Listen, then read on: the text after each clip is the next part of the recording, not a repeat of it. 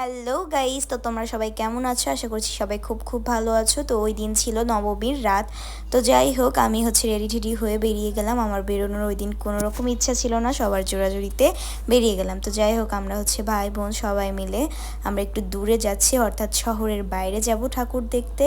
যেহেতু আমার ফ্যামিলি, ভাই ব্রাদার সবাই মিলে বের হয়েছিলাম। তো যাই হোক, লাইটিং দেখতে দেখতে আমরা ঠাকুর দেখতে চলে গেছি।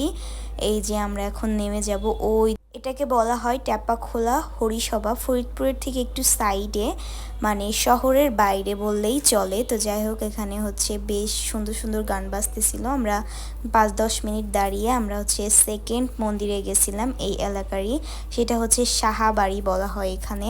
তো এখানেও ছোট করে একটা দুর্গাপূজা হইতেছে। দেন আমরা হাঁটা শুরু করলাম, কারণ এখানকার আশেপাশে অনেক পূজা হয়, যেগুলো হেঁটে হেঁটে দেখতে হবে, কারণ 1 পা 2 পা গেলেই নতুন নতুন একটা পূজা দেখা যাইতেছে। আর অনেক ভিতরে যাইতে হয়, অনেক লাইটিং করছে। আমরা তো 2-1টা লাইটিং দেখেই চলে আসছি, ঠাকুর না দেখে। তো যাই হোক, আমরা মেন যেখানে যাব, ফরিদপুর জেলার এক সময়কার বিখ্যাত পূজা শরৎসার বাড়ির পূজা, তো সেটা দেখতেই গেছিলাম।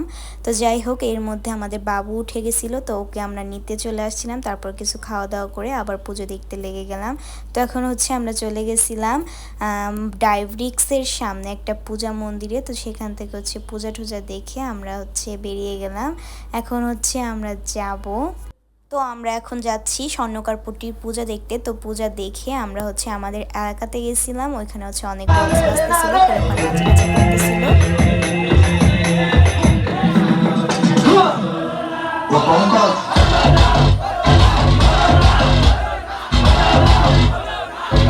আমাদের এলাকার নাচানাচি দেখে আমরা চলে গেছিলাম শোভারামপুরে। ওখানেও অনেক বেশি ভিড় ছিল, অনেক নাচানাচি হইতেছিল, অনেক বক্স বাজতেছিল। আর এদিকে আমাদের বাবু নাচা শুরু করে দিছে।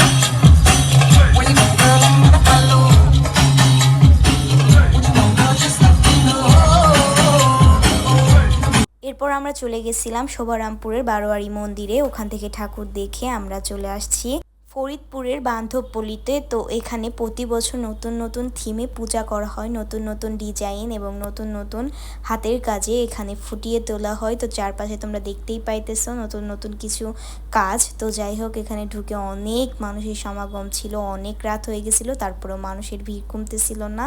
তো যাই হোক, এখান থেকে আমরা ঠাকুর ঠাকুর দেখে আমরা বাস স্ট্যান্ডে গিয়েছিলাম। ওখানকার একটা ঠাকুর দেখছিলাম, আর আরেকটা দেখতে পাই নাই, কারণ আমাদের অনেক রাত হয়ে গেছিলো, আমাদের বাসায় ফিরতে হবে। এখানে আমরা একটু ওয়েট করতেছিলাম, কারণ এখানে শো দেখানো হয়, ওটাই আমরা দেখবো এখন। তো যাই হোক, আমরা তো ভেবেছিলাম শো আর দেখাবেই না, কারণ এখানে নাচানাচি শুরু হয়ে গেছিলো। তো ইতিমধ্যে